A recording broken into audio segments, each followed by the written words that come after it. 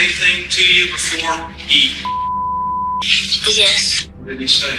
Say your prayers. Faites attention à la fille en pyjama bleu. Remarquez à quel point elle a l'air heureuse dans cette séquence, filmée la veille de Noël. Ses parents sont ensemble, son frère est là, même sa petite sœur, Sarah. Mais la vie est sur le point de prendre une tournure inquiétante pour le pire, après le divorce de ses parents. La mère, Patricia, obtient la garde des enfants.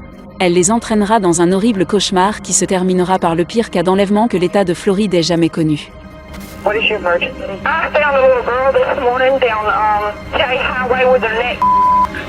Yeah, she ain't but about 9 or 10. C'est Yuri Vissoir, 8 ans, enlevée de sa chambre avec sa sœur, maltraitée et laissée pour morte au milieu des bois.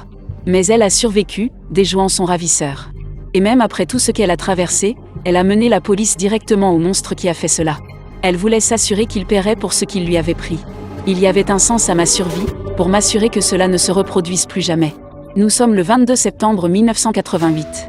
Dans la petite ville de Jay, en Floride, un couple roule sur l'autoroute dans leur camion bleu lorsqu'ils aperçoivent une jeune fille qui leur fait signe de descendre, agitant une main en l'air, tenant l'autre contre sa gorge. Un couple s'arrête et s'approche de la jeune fille. Le cou saigne abondamment. L'homme lui donne un t-shirt à tenir contre sa blessure, tandis que la femme appelle le 911. À 6h30, le bureau du shérif du comté de Rosa reçoit cet appel téléphonique. What is your emergency? I found a little girl this morning down Cherry Highway with her neck up. Yeah, she ain't but about 9 or 10. Okay, are you gonna stay there at the door? Yes, until the county shows up. Okay. Sure, if that passes out on me, then I'm gonna head to the hospital. Le sergent Bill M. Security est le premier sur les lieux, suivi des ambulanciers. Pendant que les ambulanciers amènent la fille à l'intérieur de l'ambulance, ils disent au sergent M. Security d'obtenir tous les détails qu'il peut d'elle maintenant, car, disent-ils, elle ne survivra pas à cela. À peine consciente, la jeune fille est capable de raconter la terrible agression. Elle le supplie d'aller aider Sarah. Il apprend alors que la fille a été emmenée dans les bois avec sa sœur, qui est introuvable. Ils l'ont mise sur une civière et sont allés à fond à l'arrière du camion. Je lui ai dit que je vais aller chercher votre sœur. Mais avant que les ambulanciers ne ferment la porte et ne décollent, M. Security lui pose une dernière question qui va tout changer. Je lui ai clairement demandé « Qui vous a fait ça ?» M'a regardé et elle a dit « Ray. Ray l'a fait. » Nous sommes en 1987. Sia a 7 ans et vit avec sa mère et ses frères et sœurs. Elle ne voit presque plus son père car Patricia, sa mère, a obtenu la garde complète. Le problème est que Patricia est alcoolique et loin d'être la mère qu'elle devrait être. Ma mère était physiquement violente. J'ai essayé de garder l'abus de mes frères et sœurs plus jeunes. C'était un endroit difficile à vivre. Sans un adulte responsable pour s'occuper des enfants, Saya assume le rôle de sa mère. J'ai préparé le petit déjeuner pour mon frère et ma sœur. Je me suis occupée de ma mère quand elle avait ses migraines à cause de sa gueule de bois. Même si sa mère n'hésite pas à passer la plupart de ses nuits dans les bars du coin, elle ramène souvent à la maison ses nombreux petits amis, exposant ses enfants à des hommes étranges qu'elle connaît parfois à peine elle-même. Un homme du nom de Ray White. He was the worst of them all, and it became a very scary situation with him. Au début, Ray semble gentil avec les enfants, achetant des cadeaux et des friandises. Et Patricia le garde plus longtemps que la plupart. De plus en plus, il essaie de jouer le rôle de la figure paternelle, s'intéressant aux enfants, à Sarah, mais surtout à Sia. Au bout d'un moment, il commence à prendre Sia à part, seule, mais sa mère ne dit rien. Ce qu'elle ne sait pas, c'est que Ray oblige Sia à faire des choses qu'aucun enfant ne devrait jamais faire. C'était un pacte qu'il a dit que ce qu'il me fait, je ne dois le dire à personne, sinon il tuera ma famille. Les services d'aide à l'enfance sont rappelés à la maison à de nombreuses reprises après la découverte de brûlures de cigarettes sur les mains de Sia ou d'une lèvre contusionnée sur Sarah. Mais rien ne change. Pendant des mois, Sia traverse son épreuve en silence, faisant tout ce qu'elle peut pour protéger son petit frère et sa sœur. Après 1 an, Patricia quitte Ray et tombe dans les bras d'un autre homme. Mais Sia, enfant, comprend seulement que Ray ne vient plus aussi souvent à la maison qu'avant. Sans savoir pourquoi ni s'il reviendra. Nous sommes le 21 septembre 1988. Patricia laisse les enfants se diriger vers le bar du coin, comme à son habitude. Elle laisse derrière elle son nouveau petit ami pour veiller sur les enfants. Sia prépare son frère et sa sœur pour aller au lit, les obligeant à se brosser les dents et à enfiler leur pyjama. C'était un soir d'école. Nous devions être au lit à 8h.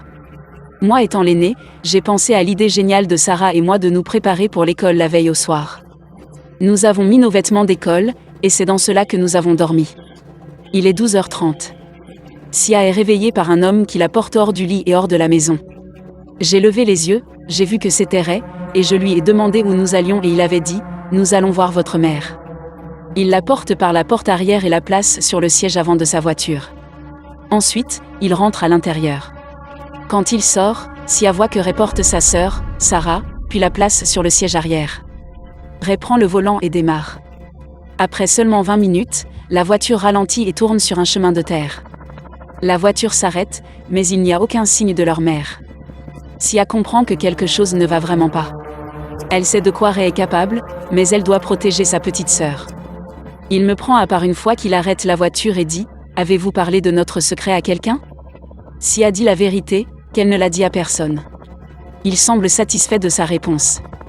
Il va dans le coffre de la voiture, attrape quelques affaires, puis ouvre la porte arrière où se trouve Sarah et commence à l'attacher. He ties her hands up and her legs up. And at that point, we started to cry. He pulls me out of the car and brings me back to the trunk and changes into a pair of white shorts. Sarah saw this, started crying hysterically and asking why he was doing this.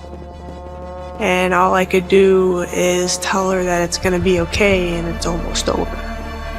Tout à coup, une paire de phares tourne sur la route et commence à se rapprocher. Il la ramène à l'intérieur et la menace une fois de plus de se taire. Sia ne peut s'empêcher d'espérer que le conducteur de la voiture remarquera que le short blanc de Ray est couvert de sang. Il parle à cette personne et dit « Vous savez, j'ai juste des problèmes de voiture. Nous sommes tous tristes. » L'homme dans le camion s'en va, alors que la voiture part, le dernier espoir de Sia s'en va avec lui. Il est 6 heures du matin, le jour se lève. Sia a souffert de manière inimaginable ces 5 dernières heures quand finalement, Ray l'a fait se lever. Il me dit de remettre mon pantalon et de rester devant sa voiture. Et il va chercher Sarah parce qu'elle est toujours attachée. Il la porte juste derrière moi et me dit d'aller dans les bois. Il pose ma sœur sur le côté de l'arbre et je me tiens devant et face à lui et il dit « Dites vos prières ». Je vous dis mes prières alors qu'il sort un couteau. Ray tient le couteau sur le cou de Saya et tente de lui ôter la vie. Je ne ressens aucune douleur et tout ce que je peux faire, c'est toucher mon cou.